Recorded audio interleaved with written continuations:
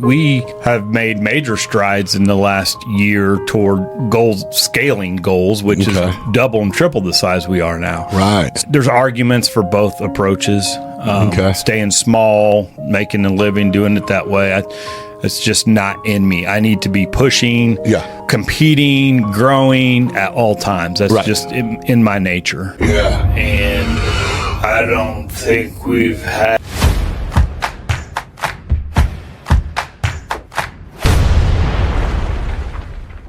Everybody, welcome to another episode of Beyond Business. I think this is episode 92. And joining me today is one of the first people who came in and sat down with me when this shit kicked off right around a year ago. He's a shaker and mover in the community in general and longtime friend of mine, supporter of everything I've ever done.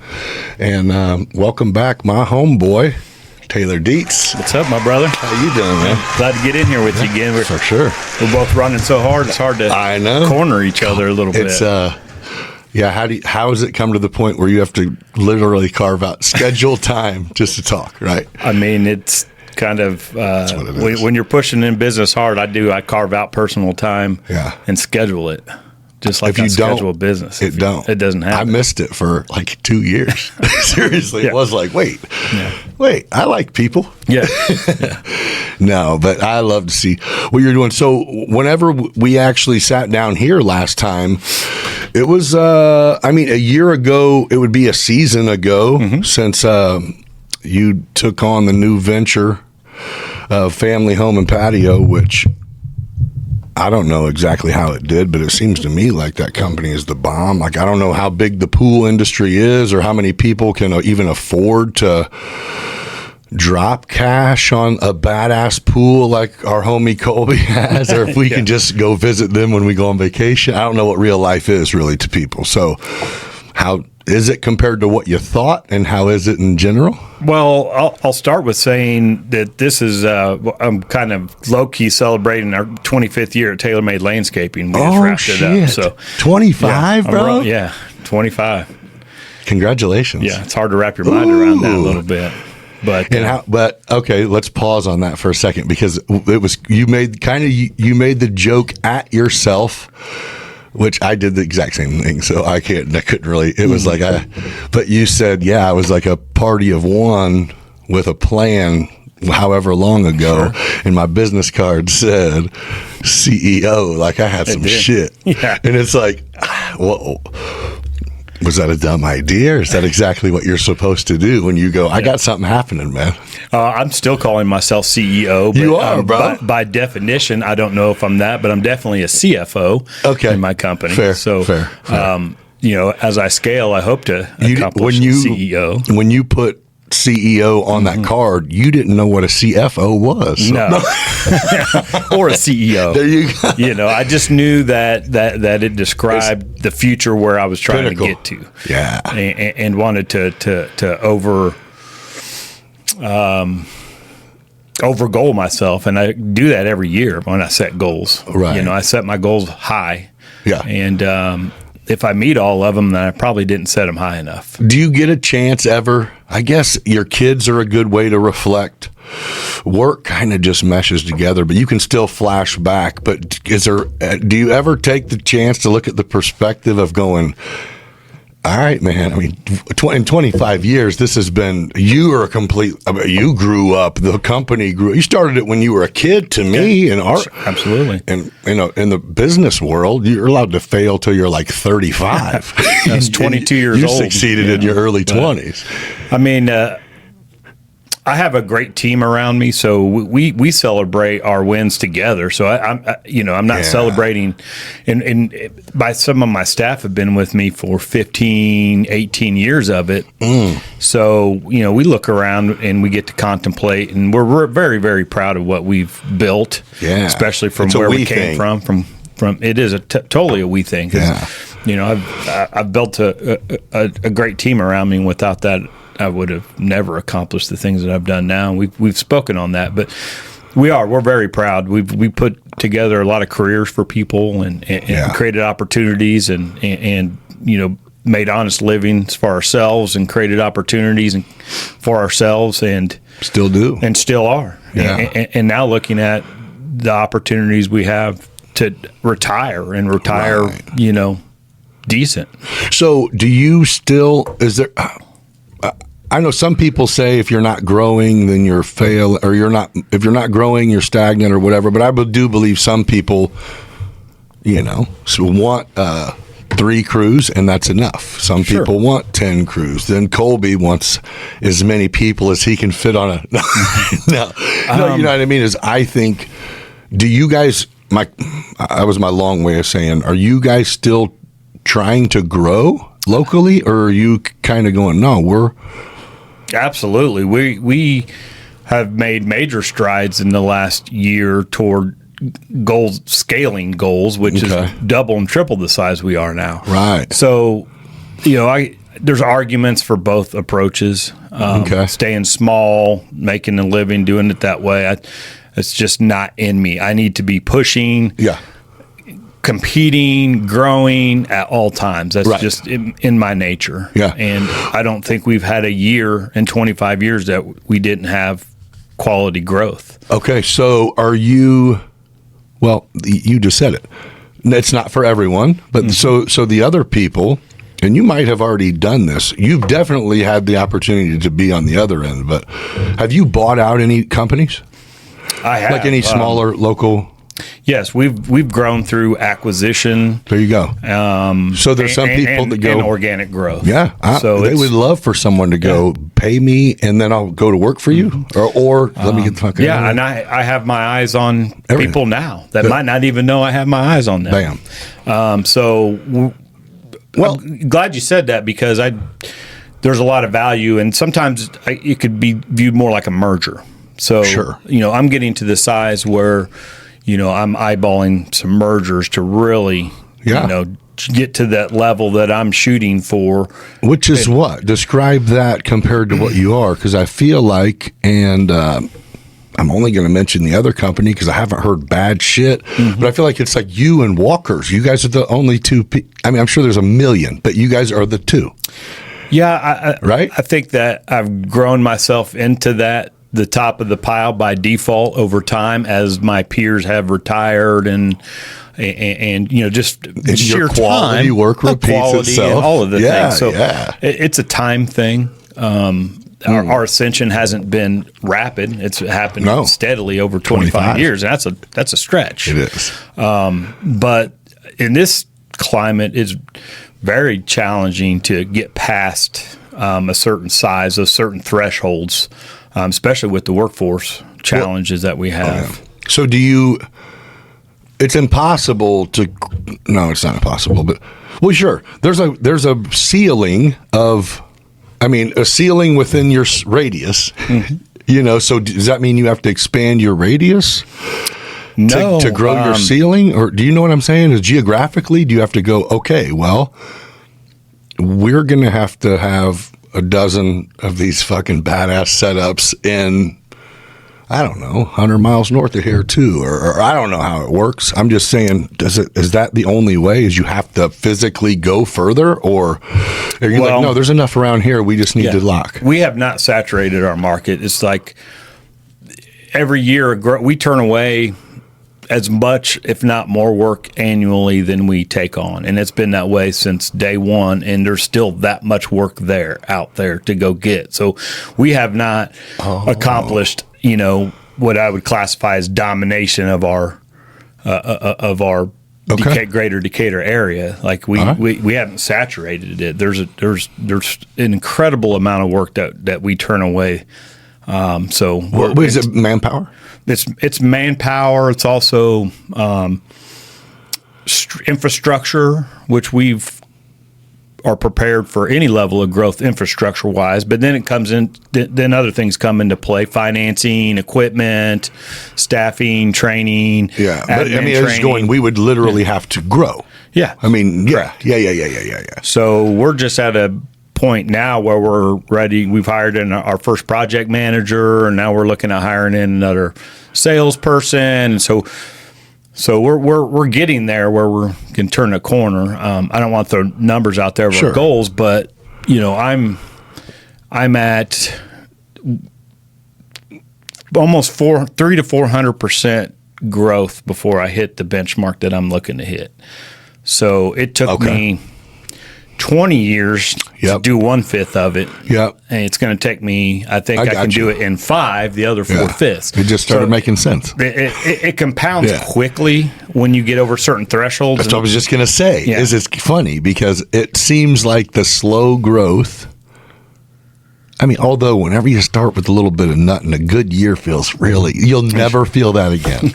You know what I mean? Yeah. I mean, it is. When you'll get 100,000 year will feel better than the 5 million year because the 100,000 was so out of reach 5 years before that. You know what I'm saying? The goals. Now your goals are here. The gratification from the job changes. Sure. It doesn't become all about money because I make enough money that my bills are paid. Yes. I'm not wealthy. But I'm putting money away for the future. I travel. As are the people, but the people around you have livings. They're not fucking, and they're doing well. Hell yeah. So that I take more pride in at this point in building the ability for my staff to be able to do well. How many people are on the books? I think between the two companies, we hit 30 this year. Oh man, it's huge. It's for a lot to manage. Small business, that's fucking huge. A huge dump into the community. Yeah, it's good. But the amount of work that's out there is absolutely incredible. But I think it's in every trade, especially now. It's getting It's the demand's only increasing. So what is? I mean, I'm sure you're going to go, well, if I fucking knew the trick. But what in your brain is like? What do you need? Better, harder worker, focused people who want to just make money for a living. Still, I mean, I've been there. I'm a trade too. So that's kind of where. I mean, we've tried to incentivize stuff. We've incentivized. The thing, having good training programs where there's continued growth, so your employees see that you're striving hard to grow and create opportunities. I think culture was something that I need to work on a lot. But we're in I agree with that. Not that you need to create, but I agree on myself. But we're in a really weird, we are in an never changing, having to continue to adapt just culture in general. Yes. And going, okay, just as even more of a reminder, shit is not how it used to be. I mean, we're creating, we're buying more equipment and trying to train operators, not laborers. Right. So, and trying to chase work that commands higher value. Government contract stuff. When I first came in, we got into a talk, but we've been going down the rabbit hole in prevailing wage jobs and really something that I've turned my nose up to all of my career. There's money in it. I need to fully examine the breadth of it and see if it'd be good for us, because even if it's not good for me, it may be good for my people, my staff, and retention of people. It's just once you get to the prevailing wage thing, it's almost like bid it like you don't care, and you're going to be like, wait, everyone bid this like they didn't want it, because it's like you're pressing us to not lose money as a business by throwing this out there. So everybody. Well, you have to know your numbers, and we do. Yeah. And I think I can bid these jobs competitively and not hurt myself in the same token. But it took me a lot of years to really seriously know my numbers. People say they do, but most don't. Well, I think it depends. It's like that year you talk to someone and they say they do. They just had a decent year, but then you're like, I've talked to you a lot and you never brought that up. Oh, you had your first good. No. There's an arc, too, that's not always fiscal. Right. Well, how long did it take you to dive in and go, okay, maybe 10 years of being open and not having a side job to be able to pay your bills. Does that equal success? Sure. Right? Sure. Does that make you know what you're doing? No, not at all. Yeah, you could just be. So how long did it take you to go, wait, let me learn about growing a business. I have never done that. I just started one and I'm here and now I need to go there. Is there a class on this? And you go, oh, absolutely. There's a lot of people. Oh, yeah. I mean, I think that's been my biggest benefit is my willingness to learn and educate and continue to self-educate. Like, I look at everything that I've done to this point and still feel like that, I should have been where I'm at now 12 or 15 years ago. Like, it's never happens fast enough. I'm always behind. I didn't do enough. That feeling never stops. But I've always been from out of the gate focused on learning business and I've done it through education, through peers, through mistakes, through challenges, life lessons, all of it. Everything you just named. But that is what I learned. But that is what makes you honestly much more valuable. And it sucks because that's what comes with it. You can't be that when you're 25 because you have to get your ass kicked. Yeah. You have to make questionable decisions. You have to take, matter of fact, you can finally go, you know what, I'm going to take some advice. And then you take some and you go, who is this guy? And I'm still making, mistakes every day. Like I could write down, I fuck shit up more than I do it. Right. It seems like still, and that gets under my skin, and it just drives me to push harder to be more thoughtful and use my wisdom to manage that better. And I think that I do. I'm a seasoned entrepreneur, and I'm doing just fine. But I never lose that urge to. What do you do worst? What do I do worse? What is the worst thing you are worst? I don't mean what do you not like doing. Yeah. I mean, what is it overall that someone could probably be like, he does that pretty bad. Man, I do. And you're I don't want it to be like a lot that. of stuff. Yeah, but what do you? Okay, but what is on the lowest part of that you're just like golf? Fair. That's that's a good answer. I just can't get better. No, well, that's good. That's actually a good answer. Patience. Okay. That patience would be the number one thing that I have to work at continually. And everything, right? Yeah. I mean, it's just you. In life, at home, at work, I'm not a patient person by nature. I want what I want, and I want it now. Yeah. And I'm not on the same timeline and arc that everyone around me are. Yeah. And I have to be cognizant of that. And I'm not always great at it, but I do work at it all the time. And that's probably the thing that I'm the worst at. So your wish should be to be mindful, not to change you, because you need to be exactly how you are. Yeah, I need to be. Somebody's got to push. You're fucking right. The buttons. Yes. Yes. And and you can have a great team. I push the buttons. And the team is great. Everything is great. But at the end of it, it still goes, okay, but. Somebody has to be unreasonably driven. Yes.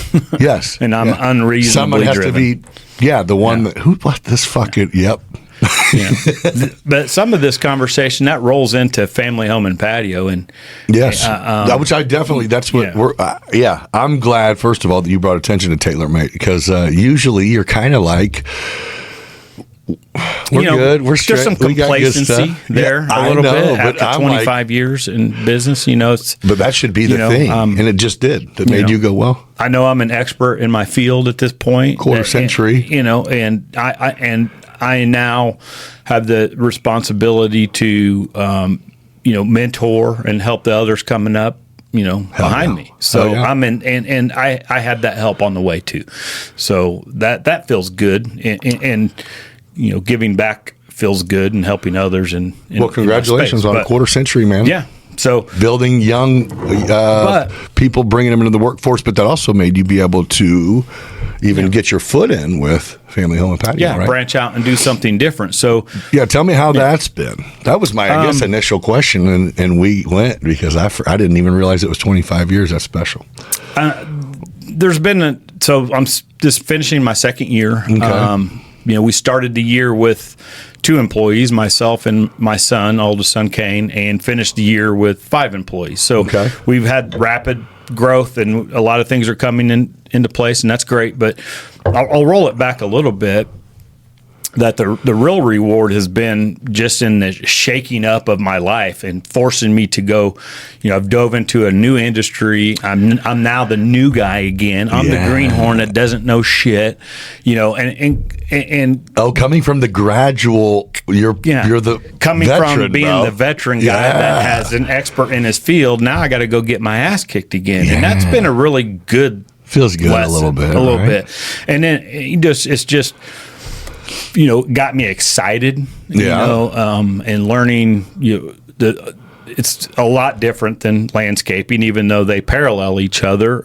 Retail is a big change, and just knowing that I'm still capable of absorbing information quickly and translating it and developing employees, and to take what I've learned over 25 years and try to jam it into 5 years it's just a new challenge. It is very difficult but very rewarding and humbling too at the same time. So, because you're going, hey, new deal, but in order for me to operate how I'm capable of operating, I have to be an expert. I'm not, so I have to become that. Mm-hmm. So here we go. Yeah. So after 2 years, I have several certifications in this industry. A couple of the big ones I just gained in Las Vegas recently. Which are like what? They're installer stuff. There's installer. There's technician. Yeah. I mean, for me to teach it, train it, hire it, sell it, I need to know all phases of business, from being the laborer to the technician to the supervisor, project manager.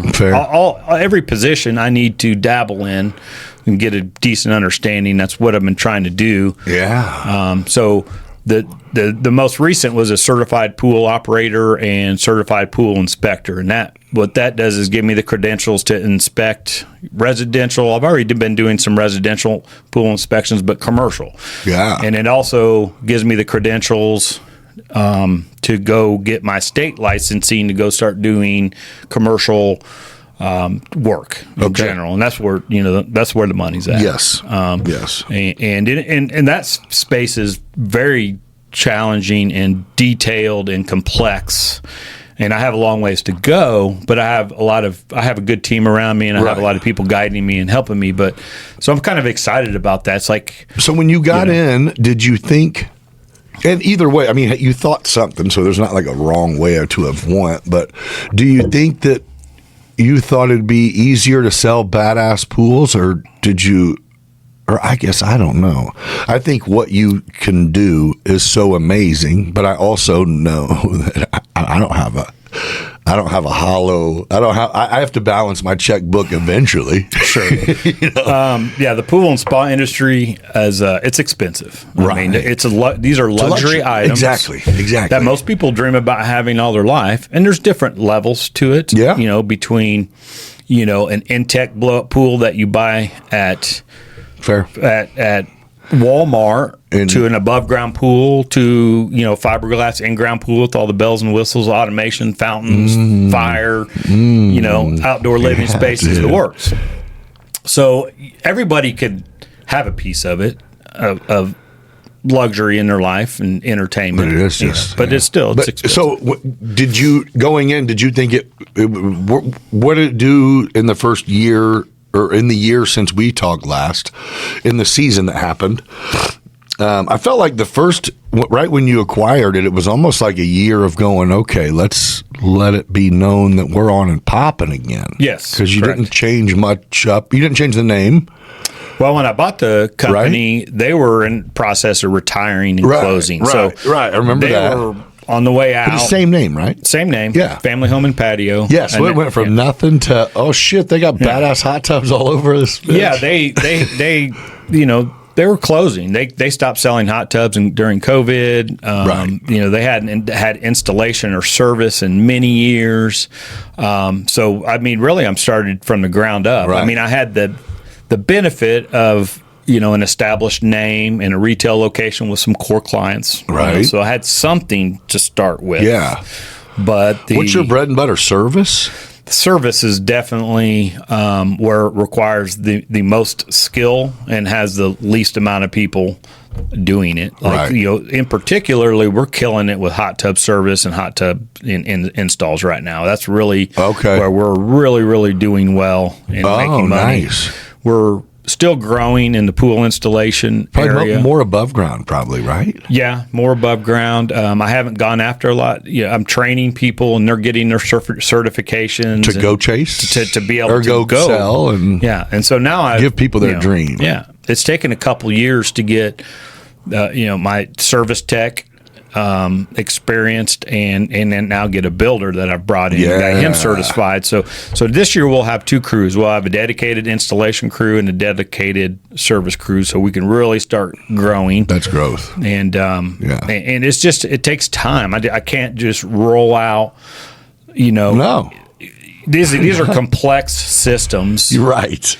And the first one I went out and did on my own and learned it and loved it. And I will say, great. though, I had a blast. But dude, that was way above and beyond normal, man. That's no starter pool. That is really like he and I were even. It was like, is this the craziest? Like, all the bells and whistles, and it was like, it does. It's a very complex pool, and I actually said, so it's closed. Hold on, it's closed for the winter, and he goes, no, I keep that bitch cranked up. And I was like, really? He goes, yeah, Taylor don't love it. Yeah, and I'm like, wait. He goes, oh yeah, it's all like 90. Yeah, and then he told me a story about burning it out, and you came, and I'm like. You got a big hot tub, dude? You fucking bougie motherfucker. That's great. Yeah, they definitely pushed the limits on it, and it adds to my stress because now I got to worry about it all winter. But, so if you one way or another, I'm learning this pool. You would need to swim. Yeah. But no, it couldn't be cooler to have snow on the ground and go get in a 90-some-degree pool. That looks like you're at a freaking resort. It does. It's a good job. And I thank Colby and Dara again for the opportunity. Yeah. That they gave me, and it really turned out, quite well. Yeah. And I mean, I learned some things and made some mistakes, but luckily nothing that nothing catastrophic. Yeah. Just learning curve stuff. Yeah. I actually got them randomly not long ago. Got a call like, "Hey, we want to lock you in the spring." I guess they did some additional dock work, and they're like, "We need to come just get some overall shots for real estate purposes." I don't know what they. Yeah, we did some. Colby's always he's like me on steroids. So you talk about a guy that pushes and works hard and it's never enough. Like, he goes hard and so they're never going to not be doing something to evolve, change, grow, add. That's what I've learned about them both. They're both hardworking, driven, good quality, successful, and so they deserve those amenities. But yeah, their property's continually being developed, and I've had a big part of that, he's definitely sang praises. Very you do good work, and you're same kind of. I mean, he does completely different kind of work, but it's kind of, he has the same reputation of going, I can't. You are the type of person that it's like, before work relationship is severed because of a difference of opinion, you're going to go, what do we need to do now to make what do we need to do to move forward? Because we don't want to move anywhere else. I mean, business is hard. I'm not doing the work in the field anymore, so I'm relying on the next generation of youth to carry on my reputation. And that, hard. It's hard. It's challenging when you're growing and you're training people. But and then it seems it's so great when it works. It does. I mean, we've developed good talent, but we make mistakes along the way. Yeah. At the end of the day, I mean, I'm never comfortable with making a mistake, but I know that I will always stand behind it and make it right. And I think that's all you can do as a professional. Say, this mistake, this was on me. I'll come handle it. Yes. It's really that simple. Yeah. But it's if it was enough for you to call me, then it was. It's getting a call that you've mess something up on a job, and it's really not even, like maybe a staff member messed it up, but I still have to eat that pill, and it's always a tough pill to swallow. Yeah, it sucks. But I still, as a company, we have a great reputation, but we make mistakes. We fuck up, dude. We do. My guys do dumb shit sometimes, and I do too. I was gonna say the good news is, as does everyone else. Man, I shouldn't be still doing dumb shit 25 years in, but some days I do. But if you get home, right, and you go, the dudes who are mowing put my fucking garbage cans in the middle of my driveway, I'm calling. It's like, if they did, then I agree. I'm mad for you. Yeah. Did you move them, or do I need to have them come? But so we take every people are people. One of those as a lesson. Sure. Say, hey, how can we get better? Yeah. So do you have a collective everyone meeting? How often, or is it not like, is it departmentalized, or how do you work with, do you communicate with everyone in your I normally do pretty heavily. Okay. And in the last year or two, that's kind of waned some because I'm spread a little thin between the two companies. Sure. I'm in the process of, I've hired a technology company that's coming in and helping me put together automations and to buy back some time. Sure. We're also using AI and doing other things to gain some efficiencies, and so that for me is so I can spend more time with my staff. So currently I'm meeting regularly with my admin staff, but I'm not meeting regularly enough with my field staff. Right. So, which is not great for business. I don't think they need to see me in more. Maybe both, right? But it's not because your I'm admin not there. Is good. I'm not out golfing. Yeah. No, and right. But my admin staff are good, and they've been there a long time, and they hold those meetings. Carry that torch, and they're doing great work, and they're in touch with the field a lot more than I am. Well, then you don't have to be. I don't have to be, but I want to be. Sure. I want to know everybody in my house. Right. We're family here. Sure. Hey. So yeah. I'm not getting enough of that, not doing enough of that right now, and I think that has a negative impact on culture. Sure. Too. You're right. Because it does say a lot to whenever it's like, you were a young guy working before. You know what I mean? To have the guy who to you seems like he is just fucking king of the ring come up and be like, man, you're killing it, bro. That's big. And to get out there and just, even just show the guys I'm still not above going out there and digging a hole in the ground. Where we at? Because I'm not. Where are we at? Matter of fact, if we could trade jobs, I'll dig holes. I mean, I've held every position in my company, and they all get old. They all can wear you down if that's all you're doing. So having balance, and my balance is a little off right now, but I know it. I'm aware of it, and I'm working at correcting that a little bit. And you're still 2 years into this other company. That's very new. It is very new, and I still have a ways to go, and I think there'll be another year of challenges. But it's just becoming the people, right? Becoming the go-to people, and then you're already developing a team to go. Sometimes people need a nudge to realize they can make their dream come true with that little money they're putting in their bank account for no reason at all. I think we're doing pretty good out there. I mean, there's there's a big need that needs to be filled, and I'm serving the same clientele base that I've served already, so that makes it a little easier that I already have a reputation and or friendship with some of my clients. Yeah. So last time you were in, we didn't go deep into it, and I don't know if it was intentional or if it was we were smoking and drinking too, so that might have got derailed a little bit. Yeah. Which I'm not opposed to either. Mm-hmm. I just got back from vacation, so I'm did chilling out. Yeah, I'm actually looking at doing hard 75. So I'm doing it. I'm going to actually start it because I got a couple people who are like New Year's resolution, which I think is the most whatever. New Year's doesn't have anything to do with it for me. It's that's just what I'm saying. It's just the timing of it. Yeah. And I'm going to do it. I'm going. I'd had the last October I had knee surgery, so I gained weight. I was hurt before that. Okay. And it's taken a whole year to recover. So I'm just turning the corner, CrossFit and red zones coming together. I'm making strides, and I started shaving some weight and I plateaued. I'm 48 now, and what was working before is not working now. So I started dialing in my diet a little more, and started juicing a little bit, kind of little bit of light meal replacement. So I'm just kind of working my way into to really. I feel I got one more comeback in me. That's that 75-day hard is the bomb. I mean, it's the bomb. Well, it's going to be really hard. I've done a lot of small challenges, 30-day this, 30-day that, no alcohol, no sugar. That's the hardest part to me is the booze. I just want to at least have a fucking drink if you really a week. do, you probably can't. I'm not sure all the details of 75 hard. You might not even be able to have cigars. I'm not sure about that. Yeah, you can. Yeah.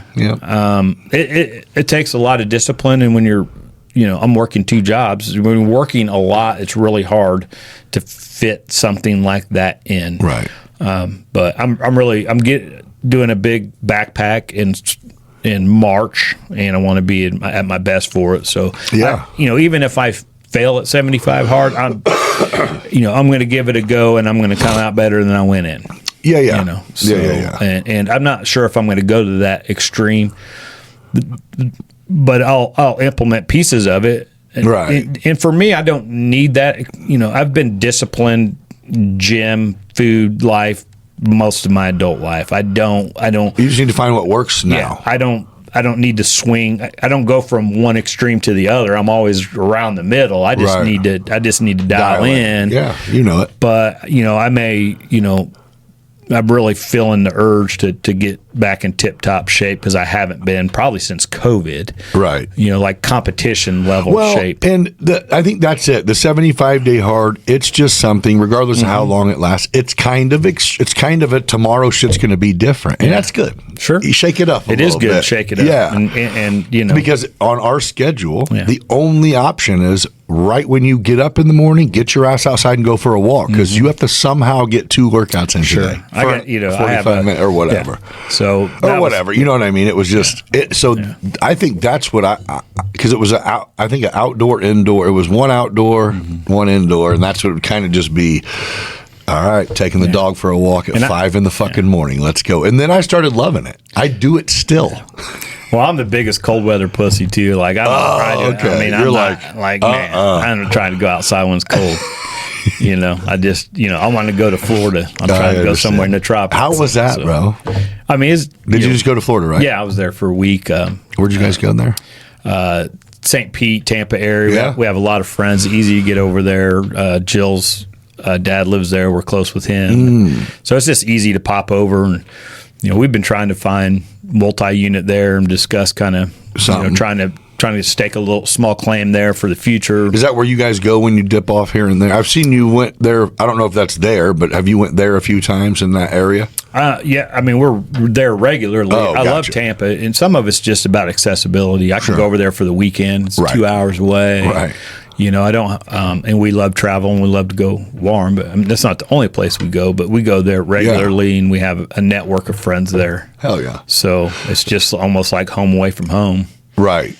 And as time goes on, we'll spend more time there. We discussed, possibly renting a place for a month next year just to have it. Yeah. It's easy to shoot back for a couple of days. December 15, January 15. Let's just start there. Fair. It's a good idea. Maybe come. Do you? Oh yeah. Wait. Congratulations. You're engaged. I am. Are you getting married? I mean, that's the plan. The biggest thing is just trying to fit in, a wedding. And Ryan's getting married, my daughter, and she's getting married in August, and trying not to steal that thunder. Sure. And we were trying to kind of force the issue this winter, and go to Puerto Rico and spend some time, maybe take some friends, and then have a party at Southside Country Club and have all our friends and people there. Yeah. Trying to do it on the fly quickly, it's just not, It's hard. It's hard. So we want to get married, but like, we life don't want is in the way right now. We're not. Life's in the way. We're both very busy, very driven. Got a lot of things going on. But Jill started another company recently too. So Where's she at? She started a partnership with a builder here in town. So they're flipping houses and doing some things over there. And she's had her hands in other things too. And I mean, I'll be a part of that as well a little bit. So we just keep on piling stuff on. That's what's up. Got the trolley. We did a trolley event just like a month ago, me and her. That's good shit, dude. I mean, that's fun. That's good. That's fun. I mean, it's got to be cool to have your future wife to be also like throw some shit out there, and you're like, yeah, I would have fucking done it too. Let's go. Sure. Yeah. One part of you goes, I don't want another thing. Yeah. But that's a pretty cool fucking thing. Let's go. And the real estate market's really fickle. It's like you need to be diversified and prepared because things change quickly. Yes. And we're coming. We're coming out of a crazy time in real estate where there was no houses and low interest rates, and it's just now where's it gonna go is so things are always changing and evolving, and to have 2 or 3 different things going on in that space is a good thing. It's required.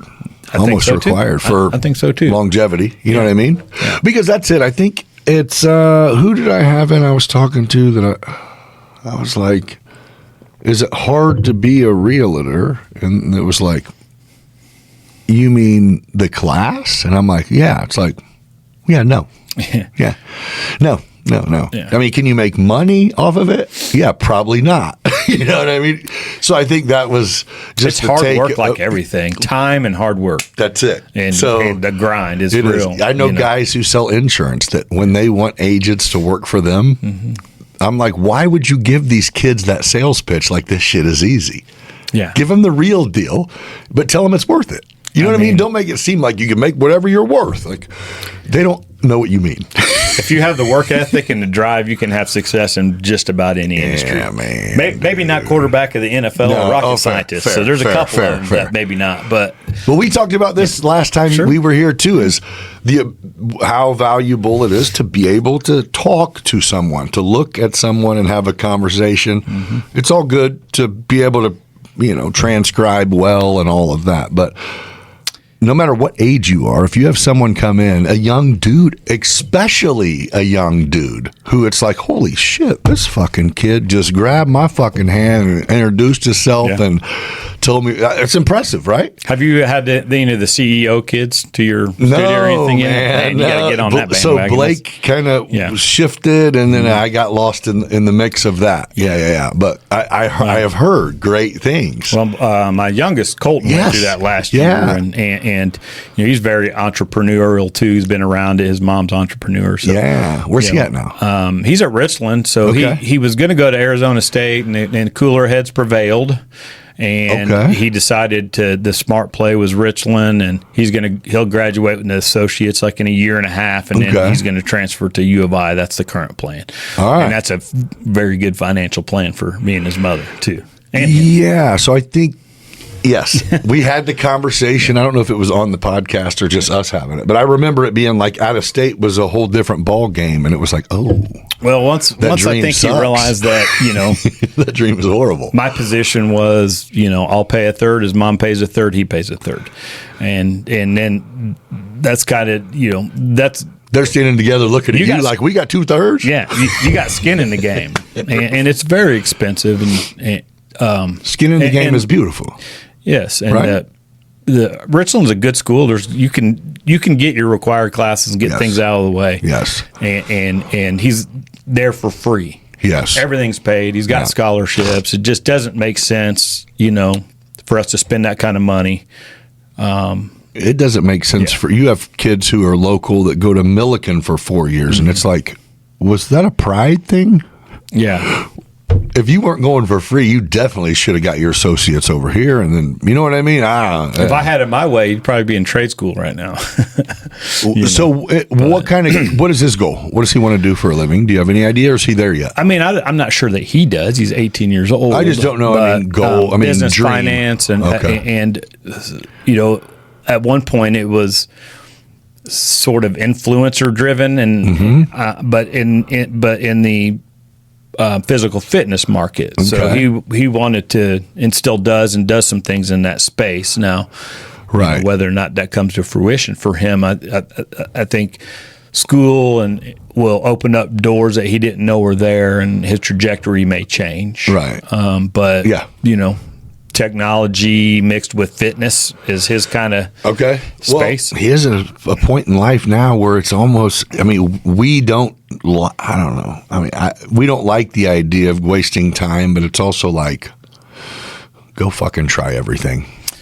Yeah. Go try everything. Go try some hats on for sure. I mean, figure out how to pay the bills, but go try it. You know what I mean? Go work as a paralegal and see if you want to be a lawyer. I don't know. But you know what I mean? I expect him to change his mind, and once he really settles in, school sucks. You know, right? So if you're not for it, school kind of sucks. It can suck. It can suck. I mean, if you're not going for, if you were learning about horticulture, you were interested. I loved it. Like going to linear equations and. That's what I'm talking about, bro. And who did when, where, literature what? Was fucking horrible. I still like. Why did I even put myself through that torture? They said they teach you to learn. That's it. All they do in college is teach you to learn. Yeah, but well, I just want to talk to you a little bit too about, we're talking right now about mentorship and business and giving back, and you're doing that at a whole different level in the last year. And I've kind of fallen off how closely I've been following, and I had interest in doing some stuff with you, which I know, dude. But I see tell me a little bit about where this podcast has grown in the first year. Well, it went from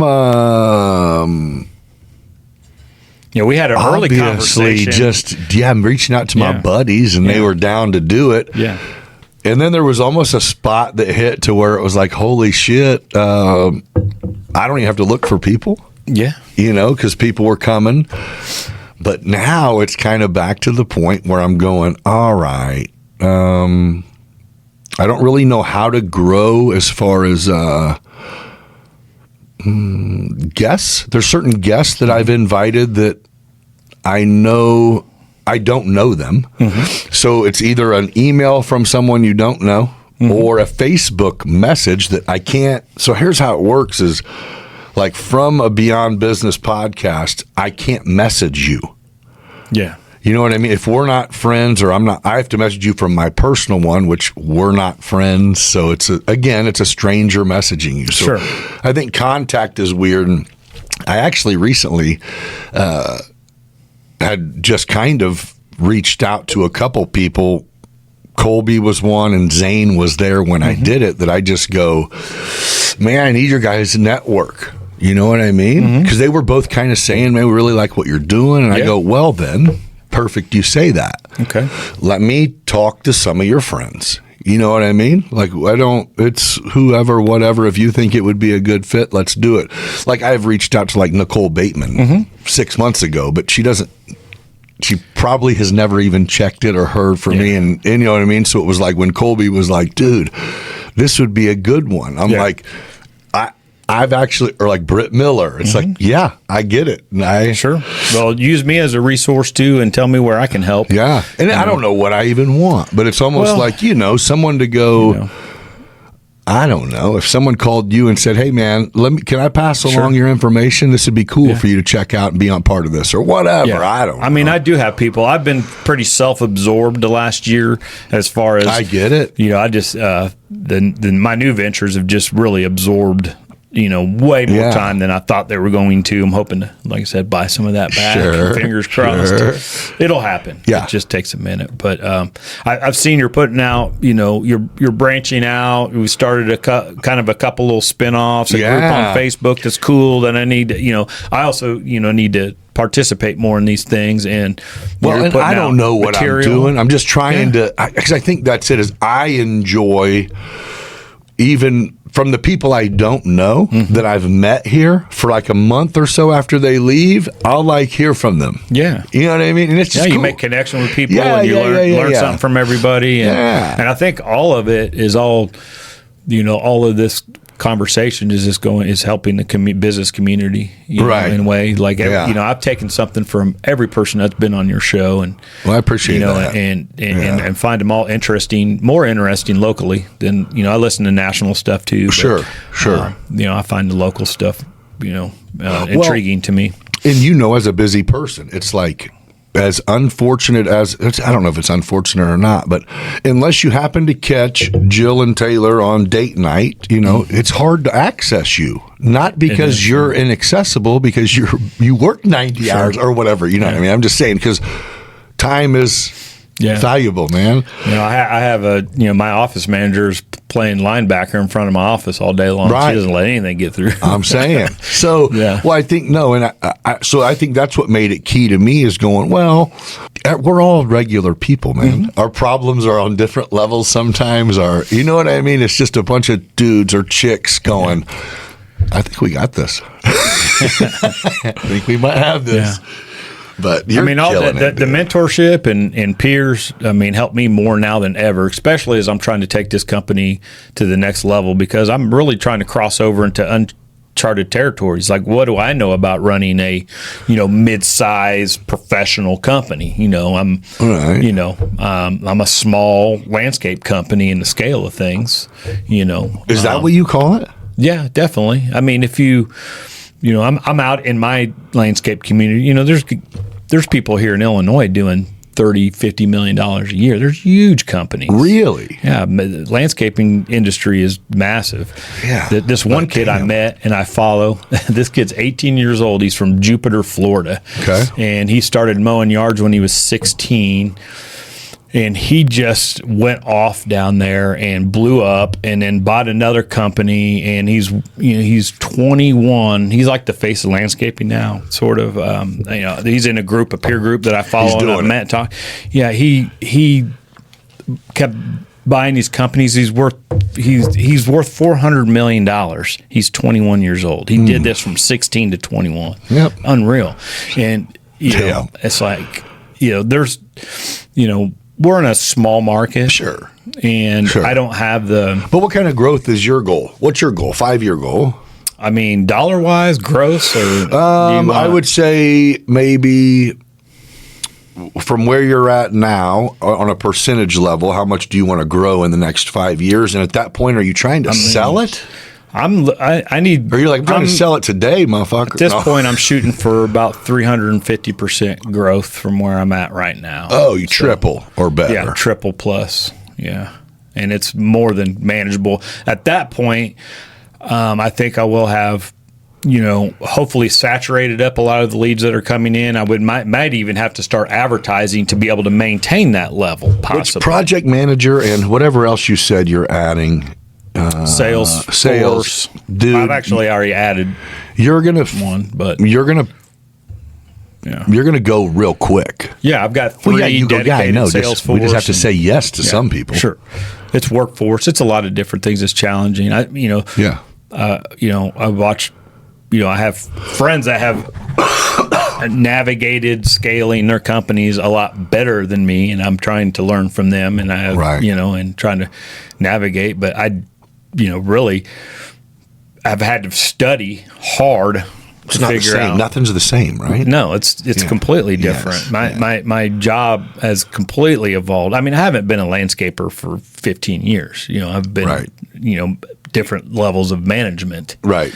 And so ultimately my goal. Oh, you're saying you personally have not? Yeah, no, I got you. I'm still. Yeah, you're like consult with my design work and the stuff that's in the field. But you're like, I ain't been fucking. I wish. I do. I went out and built a pool. Yeah.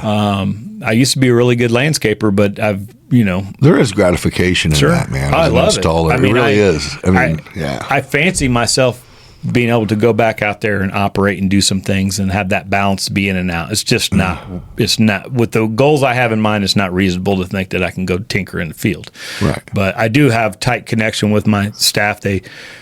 All of my jobs, I get project photos every day, so I'm in tune with every project that we have going every day. I'm involved at the ground level. Right. I'm just not there. And in this day and age, you can do it all remotely in real time. Yes. So we do that and do it well. Effective. Yeah, it is effective. But that whole goal being, if I can reach a certain size and a certain threshold, that allows me to hire out components of my job, that starts freeing up my time to, eventually get into a semi-retirement type of position, where I can back down. I've been working 5-6 days a week. But so what are you talking? You need to be able to have 10 hours a week or 20 hours a week or something like that? Reasonably, what do you mean retire? Like you actually want to retire? No, I'll never retire. Okay, but you're saying, let me not run this bitch. No, I think that I can effectively run multiple companies from afar. Let me put 15 hours in and... But a lot of the things that I'm doing, I can hire out now. It's mostly financial purchasing and things that and the automations and AI that's coming are gonna take some of that off my plate anyway, and they are already. Makes me so happy that you are the only person who has sat down across from me who is acknowledging what the fuck is happening. Oh, I'm addicted. That's what I love it. Yes, I know. I'm on AI for everything. Same. Everything. Same. I don't even access Google anymore. Same. Rarely. Right. I get and linked. That's what somebody asked me yesterday. Is it it's like Google searching, right? And I go, no, it's about learning how to prompt. It's like faith. I'll literally. If Google search was religion, this is faith. Yeah. Right. Jill and I planned out our wedding and just why? Talking. Because it's the best wedding planner in the world. I know. We plan our food, our meals, and by the right amount of food, it'll kick out your meal, your ingredient list and where to get it in town. It's incredible. Like I could go on forever. Oh, same. And we're implementing it, and now mine bids jobs, dude. Yeah, no, I'm doing that too. I'll give you a case study if you want to hear one. Yeah. So we didn't chase a lot of large commercial or prevailing wage jobs for a lot of my career because 9 out of 10 times we get handed these packets of complex work, and we get 2 weeks or less. You got 2 weeks. So we're supposed to drop everything that we're doing, all other clients, all other things, to go maybe bid this job that you're we're gonna bidding. Have to get on the phone with someone the whole fucking time because it's impossible. And I'll spend, I'll have an estimator spending 40 hours on this thing. The odds of getting it are much lower. The risk reward has never been there for me. You're like, I got immediate fucking... So recently we had a project slapped down, and I've been working hard to really learn and understand how to use AI effectively within my business, and then I've actually wrote SOPs and specs on how to prompt properly and consistently that I've given to my staff, and now they're beautiful, and they're all old school. They're like, I don't just sentient bullshit, and then once I finally got them. And now they're like, oh my God. Holy shit. Holy shit. Yeah. So now I'm seeing them, their trajectory completely changing while they're using it. It's pretty cool. But it is cool. So it's I took this job. Right? Like, wait a minute.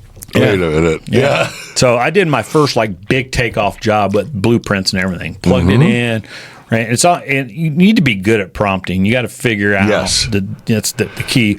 But I cranked this thing out myself in, one day, but it was less than a day, and polished it up and had cover letter. I even, had it kick out information because it's now starting to pull from my database. So I don't have that completed yet. The tech company's coming in to get everything centralized in Microsoft 365. So Copilot's pulling from all of my wealth of material. Everything. Yes. It's not all there yet, but it's pieces of it. You know what I'm I got you. So, I cranked this thing out in detail, and there's a lot that I don't know about prevailing wage still, and some caveats, and it helped me sort through that. I really overworked it to, and even had to retract and go back. So I really worked hard at just the prompting to really lay this thing out, but, even explained why I'm the best candidate for the job and why, and compared projects that I've done recently, and, it was beautiful. And I cranked this thing out less than a day. Exactly how you're supposed to be using it. So it's given me an opportunity to confidently competitively bid these projects that before I wouldn't even look at.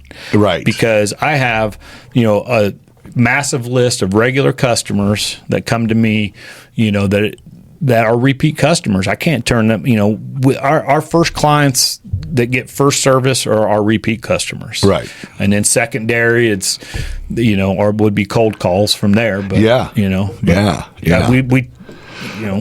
We put our people that take care of us first. Right. And so, but now I'm opening up the door where I can start chasing a lot of other things. That's going to help fuel my growth and get me to that number I'm looking for. Well, I think so. That's what AI for me. It goes. I currently mine estimates lightning protection jobs. I have the file I open up, and it already has our code books in their entirety uploaded, and it knows what time it is. I upload a design and say go, and it's like if I had someone hired, I would have fired them, but I didn't. I was doing that fucking shit, so I get 6 jobs. Or 6 jobs within like a month dumped and say we need these bid. It's like those are 3 days a piece, and I don't have that. So I just kind of was toying, right? And I'm going, let me try, and I had to upgrade the account level of account, because it's like multi-level. Are you on Copilot or what? I'm ChatGPT Pro. Okay, $200 a month. Really, you got to pay that much? Yeah. So it was $20 a month. Was plus. And then it's almost like, how do I know if I need Pro? And it's like, oh, it's good you asked. The reason you're sitting here waiting on this to load is because you're asking us to pull from multiple different. Basically, if you're going, I'm following 3 different codes. I need you to pull all these, access them right now simultaneously with these CAD files, simultaneously with it. Like, you have to step your fucking game up. So I go, okay. Is that worth $200 a month in itself? Well, does it save you 2 hours a week and your time's worth dude, it saves me fucking that's what I go. Yeah. It sucks to go. I'm paying $200 for an app. I'm paying shit. The list of subscriptions of oh my god bullshit that I pay for already. I don't download that Rocket Money app because I don't want to know how much money I'm losing from Hulu accounts or whatever the fuck. No, but it was like one of them. Like, this might be a little bit too much now. Oh no, it's utilized for everything, and it is worth every fucking penny. Yeah, because $200. Well, we hired a tech company, $1,000 a year for an estimator. Yeah, it's pretty good. I mean, what's going to happen is things are. What we have found initially, and we're just scratching the surface, is that we're human and we make mistakes and we miss things. Even 25 years in, estimating, there's still little things that get missed on custom construction projects. Yeah. And AI doesn't miss shit. That's what's crazy, dude. It points things out. And now it's starting to learn my nuances and things too. And it's asking me questions that, do you want this in an SOP? Do you want tool sheet? So now we're kicking out badass SOPs, safety protocols, step by step, the way things are in order. It's suggestive on things that apply that sometimes we don't even think of. Link to videos and it knows what I'm. After a year behind the helm, it knows what I'm trying to do. It's a beautiful thing. And so it's learning me, but I'm still just scratching the surface. Every day we're trying to layer in. Well, yeah, but here's what's up, dude. Within the next couple months, it already does, but within the next couple months, it's not just something you're dumping information to in your guide. It's the one also pushing you back because it does have better ideas than us, bro. Yeah. I mean, it's just more... I think it's a search. The danger in it is blindly using it for gathering information that's readily available on the internet. I think you need to combine it with your in-house data, which I have 25 years of data and jobs and things too. So that I think good call. I think that piece is what will separate, because anybody can just jam stuff in, but to do it in the Copilot and kick it out, but to do it. Well, I think so. That's what it is. It's not gonna. It's gonna take some jobs. Yeah, obviously, but if you accept it, utilize it, then it's gonna just make you more valuable. Sure. That's it. It already is. Yeah. So, but I'm even, dude, the people that I've had on here that I'm going, what? You're in sales, or you're in the restaurant business, or are you like, why don't you could do your Facebook posts on your dinner fucking specials on, you could use it for everything. Sure. And it's almost like, I looked up how to butter fucking toast last week, but other than that, it's like, it's not a Alexa, bro. This is a relationship partner. I mean, it's an assistant that will take whatever shit I give it. That's and great. I don't have to be, I don't have to tiptoe. I don't have to be nice. I just kick the demands out and it kicks it back with a smile. Fair. You know, it's perfect. Becoming my number one, assistant. You know, no offense, Nan. She's close. She's tight. She's glad that you don't talk to her like that. She would kick my ass, Right. so I'm not trying to do that. But I don't have to tiptoe around. No, you know? it's really I mean, cool. It knows you. You know, I don't. Yeah. There's no personal. Yeah. You know, barrier that I have to get through. I hope that a lot of people just gain comfortability with it. It's huge. It will. You know what I If mean? you don't, you will be forced to, and I it's keep being saying utilized and you're gonna everything. be fucking writing letters while people are sending emails. But If you're in business, you have to stay current and adapt and change with the times, or Fair. you're going to get left behind. And Yes. that's facts. right. Or in a year, you're going to pay a company that we probably should start one that's an AI prompting company for small businesses in a year whenever they go, we're going under. We go, we just have to communicate with this thing. I mean, I still hired one. It's not solving all of my problems. Yeah. You know, there's still coding that I need to have happen to set up, Building flow agents. automations and different Yeah. things that I want to have Yeah, happen. yeah, so, yeah. you know, and that buys back time too. So, right. we're working with a company right now. I'm so excited about this that I can afford to even do it. Hell yeah. You know, that's coming in and they're seeing all my pain points and putting together a plan to, there's a lot of data entry back and forth, and we use CRM program, we use QuickBooks, we use Microsoft 365. There's and I have two companies, and there's two sets, Right. And that's going. but and the flow of information between these is not good, Right. and not great, and that they're.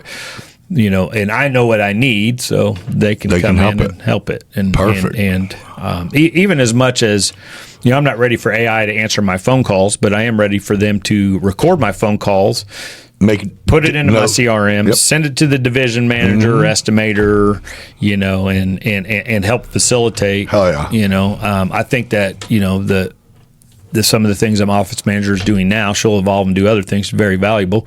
But, things like payroll. Redundant shit. Let's go. That shit's getting ready to go away because it's all the information is in the there. CRM. It's going to grab it. It's going to shove it in there. AI is going to take a look at it, make sure it's right, and it's out. And a lot of the accounting, things are going to go away, and I'm excited about all of that. It's going to take some time, but that consumes a lot of my life. Yes. Shit that I want to create art. And my art is, outdoor living spaces and cool shit and landscaping. Right. And some of my art is entrepreneurship too. Just out doing things. That's what I want to create. Yeah. But when I'm sitting there banging out invoices and you get so creative that you get stuck. Yeah. I mean, in a spot where you make the most money for creativity. I still got to go do dumb shit and get behind the computer, and I've got to balance my checkbook, and and I have to read my reports. And well, good for you for knowing that you need to get the fuck from behind that computer. Yeah, trying. I mean, you're utilizing what we got. Yeah, AI is where it's at, dude. Purchasing is a big one for me. The AI, because we have a big company and we're constantly purchasing. So, helping it. Before I felt like I was a master purchaser because I knew how to do the research. I knew how to do it quickly. I knew where I was so good at it. Does it for you, and it does it better, and it does it now. Fair, and I don't have to waste the amount of time. I'm pissed because for the last 5 years, here's the answer. Like, what the fuck? I don't even want to know the amount of hours that I've spent researching. Yes. Shit to buy for my company, and trying to make the best place, informed the best decision. and it's now. Yeah, and know, better. That's great. It does make you go, Yeah. Hopefully I've never been in denial. I'm like, this thing, it knows more. Man. Matter of fact, as soon as I uploaded the code book that we install according to, I was like, I'm no longer the smartest person in the room. Yeah. So, I'm in a new industry, and we have water and electricity. And so there's two giant code books that I have to know. Fucking right. And I can, no one knows everything in them. No. But, I'm working on a bid for this massive project, and, it's an indoor pool. It's this massive building with a gym and all these things. And it's very complex. I uploaded the plans and both of the code books and the location in case there was any local codes that may have conflicted. Because I'm like, hell yeah, there's shit in here that don't seem right, but I haven't been in. I'm not a I haven't mastered this shit. I'm still learning, and I can't afford to make expensive mistakes. Yeah, I pointed out some things that, and this particular project, they want me to build an in-ground pool inside the building after the building's up. Oh.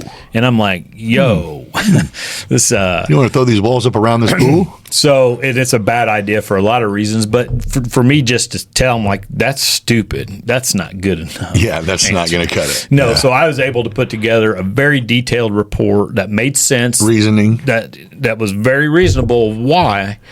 You're like, that is not how I would have said this. That's a stupid fucking idea. I was like, yeah, that's what I want to say. It's a terrible idea, Jack. Like, listen to yourself say that. Yeah. Do you know what's involved? You say put outdoors indoors, then come indoors. Yeah. And it pointed out some things I didn't think about too. Like, these, complex jobs have,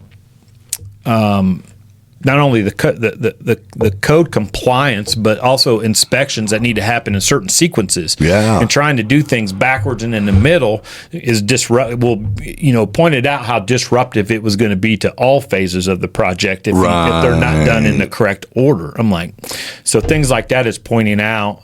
So that way, I'm taking this information to my general, and my general's taking it to the customer. So, if I just say, hey, this is a stupid idea, and he takes it to the client, you're fucked. You're not getting that job anyway. No, like this, good. I still might not get the job because I'm saying, hey, this is a really, really bad idea because it's going to push this. Now the pool guy wants to come install the pool first, and you got to build a building around it. They're probably going to call some other people and say, hey, are you stupid enough to build this pool after? Right. Well, so I'm to the point now where if I'm replying to more than 2 people at one company, then I run any reply, I upload their email, I upload what I was going to reply and have it. Like, it sounds so stupid, but it's also like, nah, because I say some fucked up shit. I just go, if I take something wrong, or if it's like something where someone's pointing a finger, it's going, hey, and by the way, that was a false statement, you fuck stick. You didn't have to say that to everyone. Well, that's where the patience comes in, because I get a problem handed to me, I'm going to deal with it right then on the spot, and sometimes I'm guilty of the... Listen, everyone, it's time to level up. I've been testing Dubby Energy, and this stuff hits different. Clean energy, zero crash, laser-focused clarity, exactly what you need. Whether you're grinding, teaching, flying, or just trying to stay sharp through the day.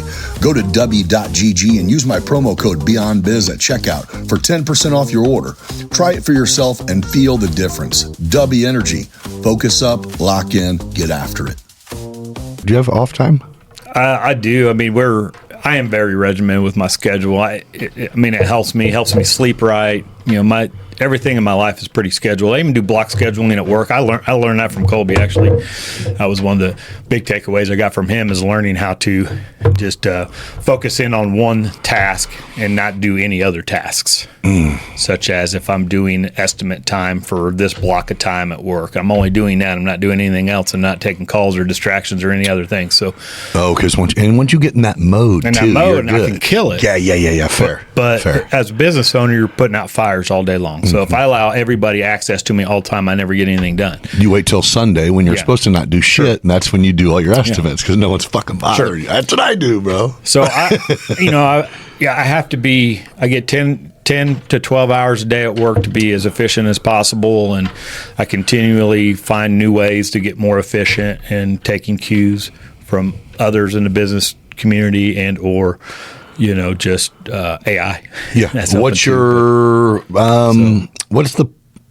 How do you grow Family Home and Patio? How do you do that? Is that just an advertising thing? Is that I am advertiser. Thing? I'm advertising, and verbally. So I don't want to grow that fast. I need to grow within myself. Right. But routine wise, that's a challenge too. I'm taking time away from TaylorMade, focusing on Family Home and Patio and trying to balance. I'm fortunate enough that I really only have to work 30 hours a week in TaylorMade because I have such great staff. Perfect. That's allowed me the ability to grow family home and patio, and they complement each other and they help each other. So Yes. it's really part of the same overall household. Oh, yeah. And but going back to routine, I'm glad you asked. It's something a little bit different to focus on for a moment, but. I think that's important too, right? I'll lay out my week exactly what it's like because Yeah. it's almost the same all the time, and I like it the way it is. Okay. So it's good when it stays that way and it doesn't rotate off. So I get up in the morning. I'm usually up at 5. I'll sit around, and sometimes if I'm dialed in, and I'll do a walk, or I'll get on the treadmill instead of just sitting there drinking coffee, watching the news. But I get a little bit of me time in the morning, just to sit there and kind of chill out and do whatever on my phone or on my computer, or just whatever I want to do for a little while in the morning for a half hour or so. I have a couple different people that we have little consultations some mornings. Get to work at 7, grind hard till 11:30, go to the gym. I leave at 11:35, get to the gym. So I take a pretty good segment in the middle of the day, out of the day, which is important to me. But I drive all the way across town. I knock out my workout. I grab a bite to eat and get back. And a lot of times I'm not back to the office till 1, so I'm missing an hour and a half there. Right. But like I said, if I have my schedule blocked out and I'm very efficient, so it allows me the ability to do that. But I work till a minimum of 5:30, but sometimes it'll be 6:30 or 7 if I need to. Monday, Tuesday, and Wednesday, whatever I need to do to get done when I need to get done is what I need to do. Right. So and then we roll into Thursday, and that's date night for me and Jill. Yep. So I leave at 5:30, maybe a little after, no matter what. That's our night. And I do the same on Friday. You try to leave a little bit earlier on Fridays, maybe 4:30, and try to get down to Goodfellas, and it's just it's just good, man. place, It's so important that Well, and I think the only reason you probably know is because you have spent some period of time where you didn't do it. Terribly imbalanced. At different times. To go. I need to enjoy a little something too, right? Yeah. I mean, you working 2-3 more hours and hating and missing dinner every night doesn't make you rich quicker. No, I mean, eventually I hit a wall. Makes you shittier. Sure. Yeah. And then, I'm working Saturdays too at the pool store. So I've dedicated, the last 2 years, almost every Saturday I'm there, till probably 2. And then I do what I want Saturday, and Sunday is a no work day. It's just, go to the store, meal prep. Yeah. Clean my house, spend time with my woman, with family. I do not work on Sundays. Yeah. So when you work at the pool store, you're talking about like you're the person, if someone comes in, you're there. Or is that what you mean? Yes, I'll go in there and sell a hot tub and right. Facilitate. It's getting less because of my staff is being trained. Mm-hmm. But I'll wait on whatever needs to happen. No, I was going to ask a weird question. So when you're initially, I'm sure you were one of few, if any, or 2 or 3 that would be in there. If someone else is gone, somebody has to be there. Yes. Do you pay are you an employee separately? I should be paying myself now, but I am not. But, and within my company, yes, I'm an employee and I get a paycheck. Yeah. TaylorMade, I get a dividend. I get some other things. Fair. Fringe benefits and things. But I just know if you consciously did it, or if you're like, no, I'm biting the bullet right here. No, I mean, because it's a new company, and I know the greater good. Even if I did pull a check, I'm just going to put it back in. I mean, what am I going to do with this? Yeah, I don't need the money.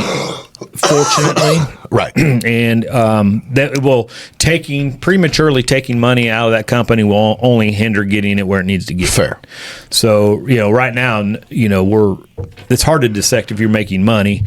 Right. I just didn't even know if just for the, some people are hours worked and how much is spent needs to be reflected, even if I'm not taking. I mean, that's the smart play, but no, it's not. So they say you're supposed to pay yourself immediately. Well, I don't know too many small businesses that can survive paying themselves out of the gate from the ground. They shouldn't. So I did have Caleb Jump had a really interesting like take, right? Yeah. It was Smart like, dude. I mean, if what he says, I'm it made listening. so much sense, right? As he goes, as a small business owner, you don't make money, right? You put your money back in. It's an investment. And he goes, it's hard for me. He goes, I like the idea of helping. He goes, but yeah, if you start a new company next week, any money that you make from most likely any of your companies, you now want to put into this company. Because you want to succeed, and you know what it takes, and you have it mapped out. And he goes, but at what other investment do you dump 100%? And he goes, so like my job is to go, I get it, you're going to be successful, but let's take 20%. You know? And it is like when he says it, you go, yeah. Well, here's the thing. I bet on myself 100 out of 100 fucking times. Yeah. And I haven't been right 100 out of 100. No. And you're not going to with investments either. Fair. But I think he's just going, nope. Yeah. Sell your short on having some security. Like you can still have some security. 80% is a lot. It depends on how you view investments, because although I'm not you getting know more than I do on this shit too. Although I'm not getting paid a physical check, I'm gaining equity. Sure. In my building and the value of my business, paying down equipment. I'm growing staff and personnel who are very valuable. Oh, value is still increased. I mean, yes. On paper, my net worth looks cool. Yeah, fucking awesome, right? Bank account doesn't match the net worth. It's irrelevant. But yeah, they're supposed to be, trying to build something, for the back end and get the payout later. But as long as you're a working entrepreneur, you should be able to, routinely make 10 to 15% on your dollar. Right. And as long as you're working, you'll get that. But as I pull out of work and pay others to do that, and or sell my companies or retire in place or whatever the method of me slowing down when the time comes, right? That ROI, that ability to make 10, 15, 20% will decrease to the point where it makes more sense for me to put money in the market, and I can make money. I can make the same money. I can make that money work for me while not working. Yep. And Caleb, I can't wait to get to that day, because I'm going to come see you. For sure. I'm going to, there's going to come a time in the day where I'm not putting everything back into these companies. I'm going to start pulling out. It was almost like he even understood, but he was going, the most risky thing that you and I do. Still diversified, because I own a company called Tailor Made Land Holdings, LLC. Oh, yeah, you got some rentals, right? Yeah, so I've got some, commercial and residential, that's building equity there. I keep them separate. All of my property holdings are separate from the businesses that I own. So let's just fast forward to when we're like, I don't even know what age. I don't know if we're going to get old. We're already old. That's why I said we're not going to get there, right? We crossed over. We'll just be old. Mm-hmm. Well, so, yeah. Do you ever go, I'm just selling everything and getting the fuck out of here and going to go live life? Or is it like, nah, our roots are here, and our plan is probably kind of at least to always have, I don't know what Jill's situation is too. I don't know if it's like or if it's like, oh no, when we get to a certain point, when all the kids are good and everything is good and we're dialed in, we'll sell out and go buy a boat or whatever the fuck people do. I have zero interest in that. I mean, that does not. I'm not capable of that. You're okay with working, yeah, whatever working is. I don't know if I love work or responsibility, but I do like producing and being, and doing things. I just want to be able to do it on my own terms. And most of my life, I've done it out of necessity.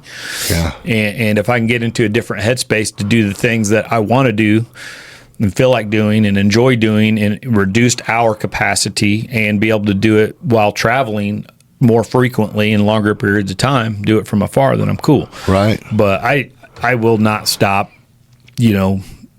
moving the puzzle pieces until I'm in the grave. It's just not going to happen. That's cool. But, I don't want to be chained to the desk. Sure. At all. Well, and it sounds, I mean, it's long term. I think it's awesome to go, at the end of this is profit and anything else, whatever you can think to do. There's so many things you can do. Sure. There's so many ways to be creatively make money in the business world, especially if you got a little money. Well, whatever space you want to get in. As I'm getting older, one of the things that's going on in my mind more frequently is, my burning up my time working when I should be spending it enjoying life. Am I enjoying life? Just asking myself all these questions all the time. Like, you hear the stories about guys working their ass off in the factory for 60 years. They retire at 68, they die a year later. Yeah. And it seems wasteful. I don't, I haven't answered those questions for myself, but I'm examining it all the time. Like, what's too much? Right now, starting family home and patio second company, I did it for a reason, because I'm trying to get my mean household income to a certain point that allows me the ability to step back. Sure. So I'm ramping up to ramp down. And that ramp up comes at a cost. Could you have just not even fucked with that and focused it all where you're at TaylorMade? And because you're going to do that anyway, right? Yeah, you're going to always. I just would have been pushing. I'm not capable of not pushing hard. I mean, I have a plan, and I'm implementing that plan. So you're just going, I need to go now, though, a little bit. Some days I ask myself that, like, part of TaylorMade's growth strategy was acquiring family home and patio. That's part of, my gross has jumped up X factor with the acquisition of that. That is an acquisition of my overall holdings. Mm-hmm. So it's still feeding the fair, the ceiling that I'm shooting for, just in a little bit different way. Now, could I have just kept my focus of all my eggs in one basket with TaylorMade? Or TaylorMade. Oh no, I just didn't know if that was if now you're looking at it knowing that you're about to kind of go on a mission to scale by hopefully 350% in the next couple of years. Yeah, is it like I should have just started that, or you're like, no, we were going to do that anyway. This is just something different. I just am trying to feel it. You know what I mean? Because there's a chance that you're going, no, I didn't know I was going to dive in like this, and now I decided, fuck it, we're going to go to the moon. Well, 300%. A lot of it started with the property and the building that I bought is there to help fuel growth for TaylorMade. We're eating up space in a hurry. But at that time, I couldn't afford the space I wanted to buy, so I had to figure it out. Fair. Am I just going to rent some space out temporarily? Mm-hmm. Do I start another little side hustle to shove in there? Right. And just kind of bounced around, and I'm like, well, hell, there's a business sitting here that's, basically adjacent to what I'm already doing. What's between there? Is there something? Is there something? No, I own all of it. All of it. Yeah. Okay. Yeah. There was nope. Yeah. There's nothing in between. There's just there's a street. Okay. In between, but I mean, no buildings. Things work out the way they're supposed to, and it just unfolded the way it was supposed to. So it felt right, and I went after it. And my only regrets maybe are just sometimes I question the amount of time I'm dumping into this at 48. Is it right? Dude, but this shakeup. Hold on. You're only 48 for Gary V. You're only. Yeah. Well, I've got 10 more years. I feel like of just full throttle. And that's what I'm feeling. That's fair. That I can go hard like this, but. Dude, but you know what? Your next venture after this, it's going to require a whole different kind of energy. Sure. I don't even know what it's going to be yet, but. Yeah. It's going to be just as exciting, and you're going to do, you know what I mean? It's never going to.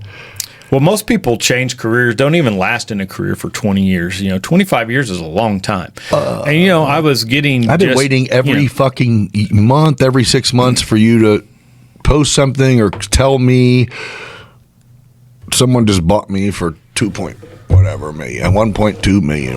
I'm not shopping it, but if somebody waved the right check, but I, you know what I mean? I just thought it because I'm like going, fuck, why? I don't know. I would sell if the circumstances are correct, and but they need to be correct. And there's a long list of things that would make it correct. Oh, really? Not just a dollar amount. Well, I need to hit that threshold we've talked about. Yeah. to get to, it's my life's work, so I'm not going to give it away. Right? Yeah. You're like, I know what we can do. Yeah. And if it creates better opportunities for the staff that are there and carries that torch properly, it would require, my continued involvement. There's a lot of things that would need to be in place for it to, but right now it's not for sale. It's not there. It's not ready yet. But there, I'm not going to, there'll come a time in a day. And I've put my company in a position that it is sellable. So that's an important piece. Like, it's a very important piece. If you don't build it to be sellable, and so that's that's a whole other conversation. What you make ain't shit if your company's not valuable. Sure. So I'm in the right position, but it's not. I'm not shopping it, at this time. Why you got that fucking mustache, bro? I have no idea. I mean, I think it aggravates people, maybe even pisses them off a little bit. Fair. My wife likes it. So, she does? Yeah. She's like, why don't you grow that thing She's back? Like, you fucking my sheriff or whatever the fuck it is. I grew it one time, and she liked it. So. And you're like, a lot of other people don't, which is even better. I get a lot of compliments about this goofy mustache, but I can't grow a regular beard. So, you can grow the shit out of a mustache. I didn't even know. I've never fucking. I can grow this mustache. That's what I got. So, you look like you should be able to golf. I don't know why that seemed like it should add to it, but I need more time to dedicate to golf. But working on that. Yeah. So you keep talking about your time management. Mm-hmm. You're a Dan Martell. You've definitely read the book, right? Mm-mm. You have no idea what I'm talking about? No. You read? I listen to I audiobook. Okay. Well, then I was going to say, if you do, I rarely get through books I was going to say anymore. I have one that I haven't opened, but I've listened to. Give me the title and I'll download it because I got a bunch of take a picture of it or whatever. But I thought you were actually almost quoting this a couple times unintentionally. A lot of this stuff gets regurgitated. Yes, absolutely. Regurgitated. So I've EOS. There's all kinds of stuff. Beautiful way of killer. Regurgitation of that. Sure. It was almost one of them to where I read it, told a bunch of people about it, then was like, wait. That's for you too, you fuck. Yeah, sure. It was. It was like, oh, this is it. This is the one. You got to read this, dude. A lot of the people that I follow too, they're all sort of part of the same circles of people with EOS and and all these different programs. And you get, I'm constantly implementing pieces of these programs into everything that I do. I really wanted to, would like to implement EOS at a high level fully within my company. Yeah. And right now, it just there's just too many moving parts to focus on that right now. Yeah. But we're implementing pieces of it all the time. Are you still interested in the small business banter thing? I am totally. Yeah. It's just I have to dedicate the time to it. Yeah. And I thought I had the time, and when I realized I really don't during but. I think I'm getting closer. I want to be involved in any way that I can. Yeah. I think it's fun.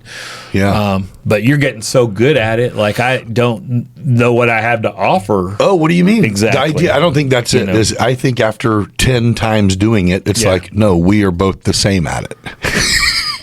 I just no longer wonder I'm no longer like, that's what I fucking sound like that. Well, I sound like an idiot. Some of the podcasts I follow this super retro podcast from the 90s. It's hilarious. But having two people that have known each other a long time that just bounce shit back and forth and know each other well. You like it? Yeah. Same, I think dude. that adds a lot to just being an individual. Because we don't see everything the same. Right.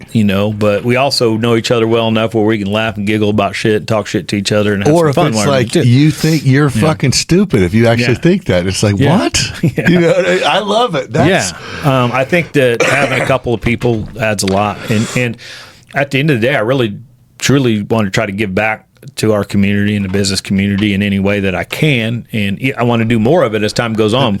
So what it's really making us be able to do, and you're on board already, you don't even know it, but now that, do you fuck with these? You fuck with these metas? Joe, we've been playing around with them. The answer is yes. So, yeah.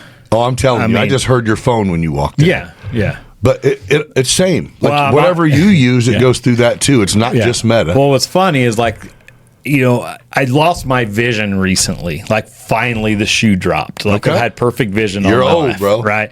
And just like, it happened so fast that for a week I was nauseous because I couldn't see right. And it changed, like my vision, like just a light switch. Wow. Where now I need readers and I've had perfect vision all my life. And there's like two period, really close. I can't see. I used to be able to hold something right to my face. Did you get your eyes checked?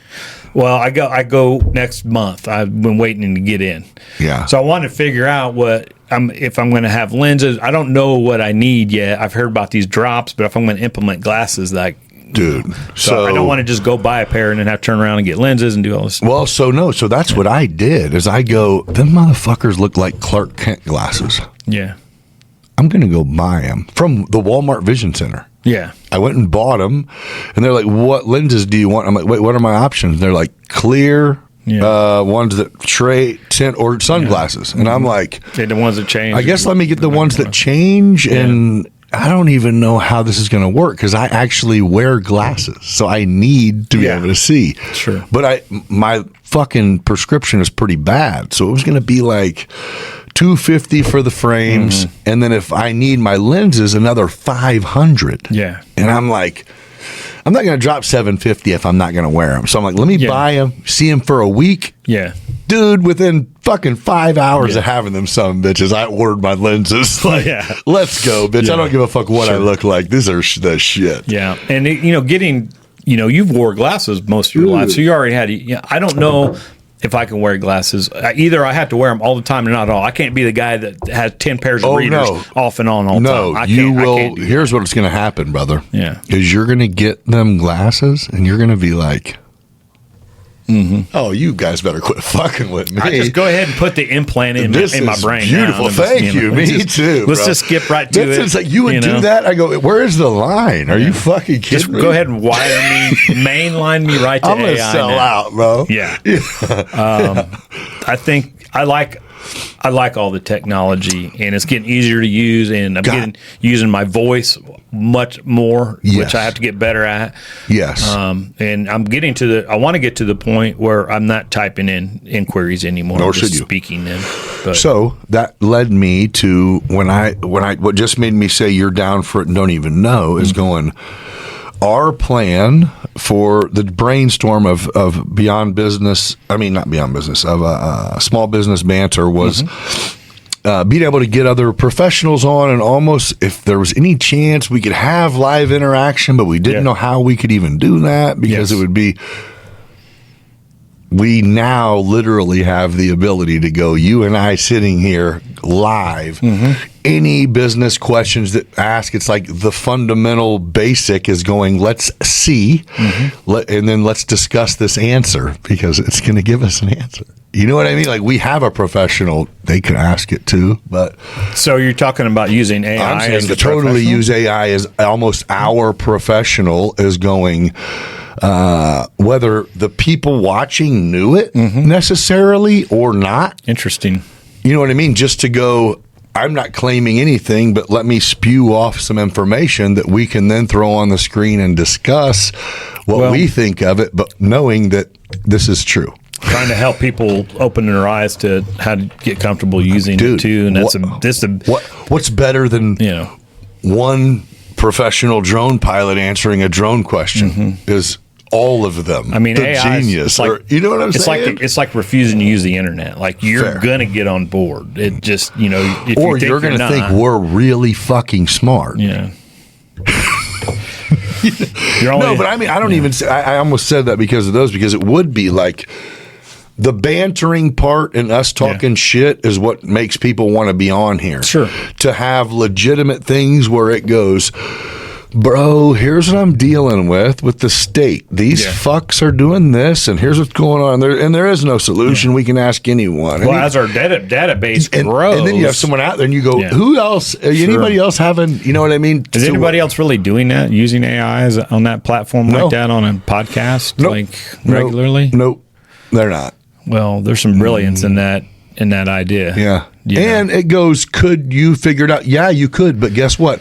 Our show, the iPad that we have is going to be created by the show, and it's going to be the show. Like yours knows you and mine knows me. It's not going to be mine. It's going to be the show. Having a guy named Jamie Standard that has to look everything up, but he's using AI now, and it's coming up instantly versus having to type in and do a bunch of research. We can get instant answers. But I think there's value in live, dude.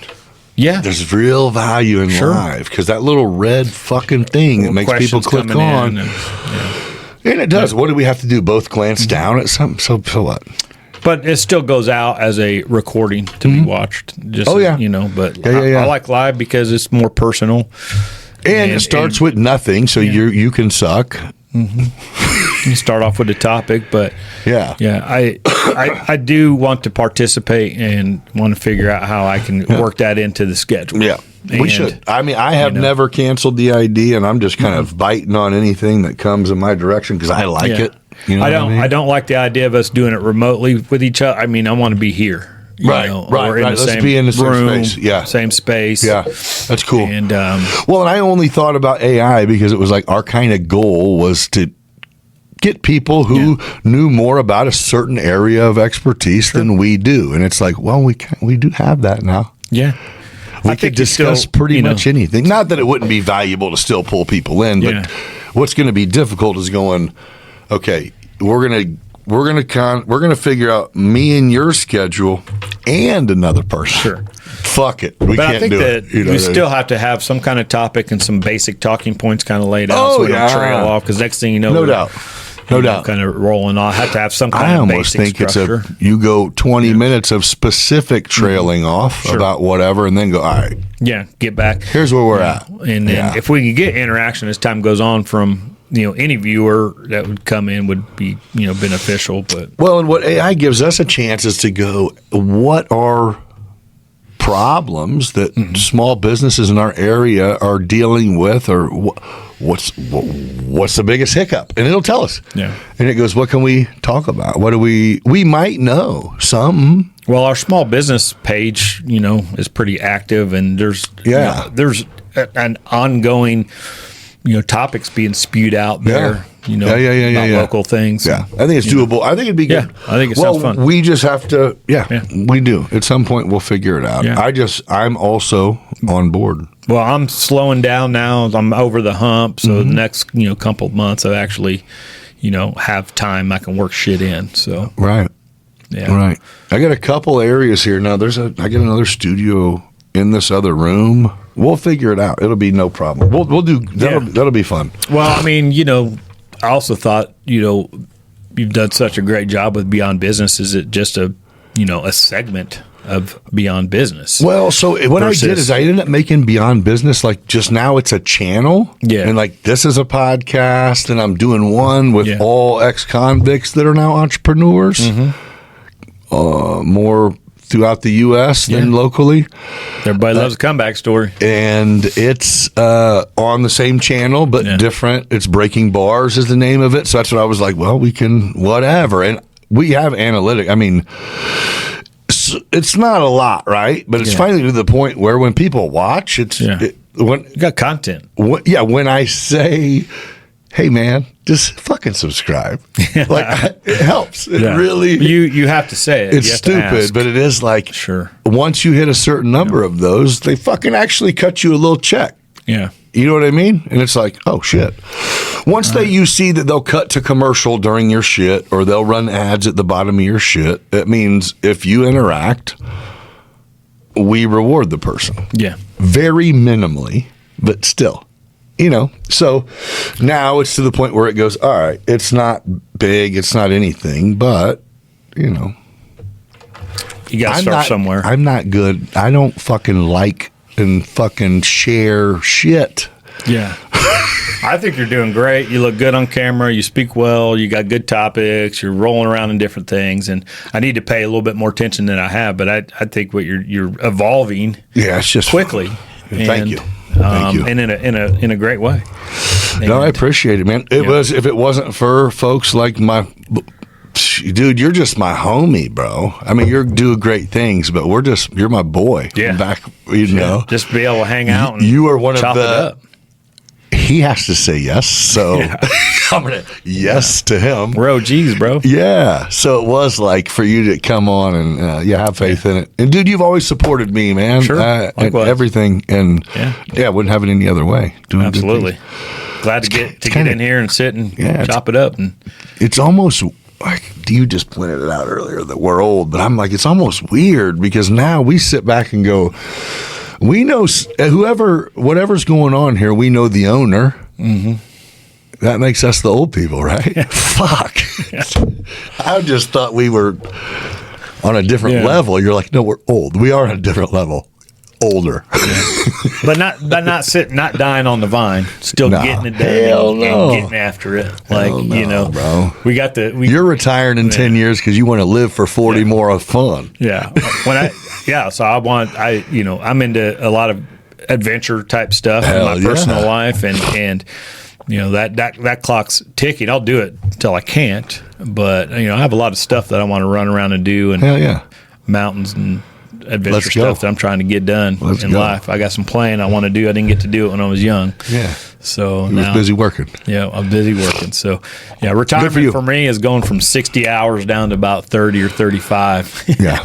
I think the important takeaway of everyone who is our age that does this is to go the best thing you can do to get here really, really, really, really quick is nothing. There's not a fucking thing that you can do. Yeah. Just being persistent and working hard, put in the work. It sucks before it don't. Everybody that I know that is successful has, put in the work. It sucks before it don't. And some people get lucky and fall into stuff, but I don't think they don't plan for that. If they don't follow it with the work and the grind, then they lose it. Yeah. I've seen, some people, that get great opportunities. You still have to grind. You have to grind. And some people have grind all their life and never had really, and didn't find success until the right door opened later in life, and were wildly successful. So, you make your luck by being in position. Reps count always. Yeah. For sure. Yeah. For sure. So, well, dude, do you have anything you want to say? Is there anything else? We've kind of touched on everything, man. I fucking love you and everything you're doing, and of course your companies and your family. Just trying to speak to young entrepreneurs. There's no, there's no shortcut. It's hard work. If you're going to do it, it's not a free ride. It's not it's not a get rich scheme, but it's so rewarding and gratifying, and the value that I get out of my life. I get a lot of gratification out of my life, and I think it's because I'm well-rounded. I take my ass. I've gotten my ass kicked. I've gotten up. I've dusted myself off. I've succeeded and came back, fought another day, and I just keep climbing the mountain. I keep going in one direction because I keep not giving up. Too dumb to give up. No, but you just said like the young entrepreneurs, you're so on point because it's like it does suck, right? Yeah. But it's got to suck more as like a thing when you're 20 and you think you have a good job and good benefits and you're golden, and then you realize 20 years later that you didn't learn shit, you didn't make shit, and then you know what I mean? So it is like, it's not the generation that we were in to where our encouragement was, even if you find a good job, you can make $21 an hour. You better hold on to it and then make 20. There's a lot of value, that in, working, career, and no question. There's, entrepreneurship is not for everybody. It's for some. It's for me. There's plenty of guys that it's cool that there's programs that allow them to kind of determine that now. Sure. But usually entrepreneurs, you feel it at a young age. Yeah. Like you just know. You don't know what it is, or we didn't know what it is. Well, I did. It was a cocaine salesman. For sure. What better fucking entrepreneurship is this? Yeah. I knew early that I wanted to. I just didn't know how to get there. Right. And you do. If you read about entrepreneurship, people know it. You know it. Yes. I knew it. I knew it probably when I was 10 years old. Right. I knew what my path was. I just didn't know how I was going to get there. So you know Julie Shields, Julian Shields from Milliken. She's an entrepreneur, teacher. I know who you're talking about. Okay, so her and I were chatting. Because she's around all the circles. And, and I've had a couple of, impromptu conversations. Oh, she's great. She sounds like sharp, a brilliant. Fucking sharp. And she's cool. And I've been meaning to listen to her podcast because I wanted to learn a little bit more about her. It wasn't even on that, but her and I were just chatting because I went and she invited me to be part of a mentorship for a Milliken entrepreneurial program, blah, blah, blah. Was that on the Mondays thing? With Dave. Me and Dave Winholtz went. Okay. It was Tuesdays at 11. Yeah. My daughter did one recently, and I wanted to get involved, but Mondays were a rough day. It was one of them. Right? It was cool. Sure. Very cool. Yeah, very grateful for the opportunity. It was really neat. And cool. But these people were... either way, what the fuck was I talking about that she talking said? About Shields. Well, we're talking about knowing that you're an entrepreneur at a young age. Oh, she said, are you birthed it or is it birthed or learnt? And I go birth. And she goes, well, here's the deal. If you and your wife are entrepreneurs, your conversations at the dinner table are going to be about the things you're building, doing, growing. Environment. If you guys are if you're a nurse and a contractor, you guys are shutting the fuck up about work, or because it sucks. Yeah, and you know what I mean. So your kids see you getting drugged through the struggle, and they don't want no part of it. Well, I just think it was going. So it was like her going. If you are too hungry minds, your kids grow on growth, and it does affect you. And I was like, it's a personality trait. I just as changed well my mind because that's what I said. You're birthed it, or you're not. I look at my son and I go, "Fuck, you're going to be like a surgeon or something because you're wired for learning, but weird." I don't even mean it weird. I'm jealous, but just going. It's just like, give me that book and give me a test and I'll fucking kill it. And I'm going, is that fun? He goes, no, but you said it was necessary. And I'm like, okay. Yeah. You need to go meet Elon, bro, because I don't know what to do with you. But it's just different. People are different. And I do. I'm not pro college. I'm not I am pro trades. I don't give a fuck if you went to college or not. Trades are everything. But either way. Pro education. Pro education. Yeah. Bam. And it comes in a lot of different forms. Fair. Yeah. All right, dude. I'm going to get you out of here. Thank you for coming back. Thank you for supporting the podcast. And congratulations, dude. Quarter of a century. 25 tailor-made landscaping, bro. Pretty cool. It's really cool. Yeah. That's impressive. God, dang. That's a lifetime. Yeah. Huh. Yep. All right. Well, congratulations proud to of you, my people. Man. Yeah, for sure. And then now you got something else booming. Why not make yourself more busy? Good for you. All right. Well, hey, thank you guys for joining me on another episode of Beyond Business. I'll catch you guys next week. Until then, be kind to each other. Thank you.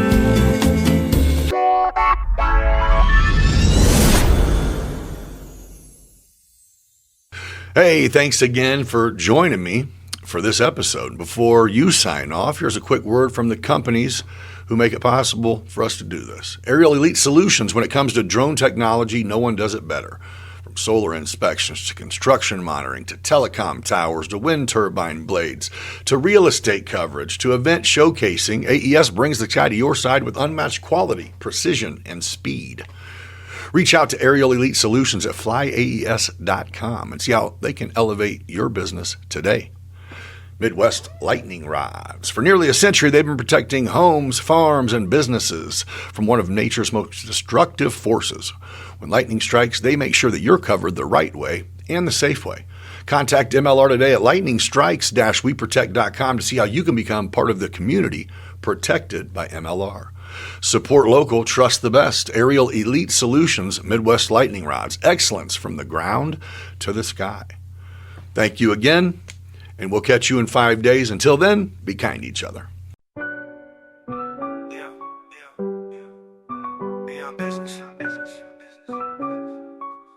Yo, we on business. Yo, we out here hitting that grind. Podcast vibes, letting loose, unwind. Next on the mic, yeah, you flexing with pride. Meeting dope souls, taking you on a ride.